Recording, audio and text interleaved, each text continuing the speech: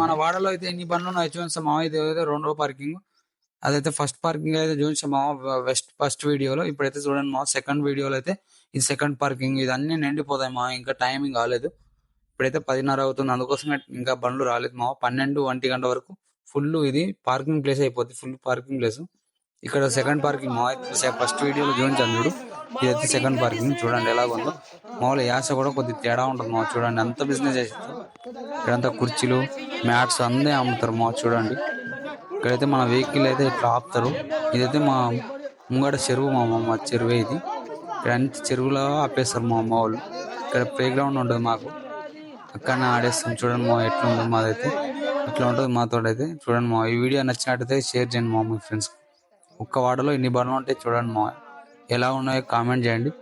ఇన్ని బండ్లు ఉండడానికి కారణం మా వాళ్ళంతా బిజినెస్.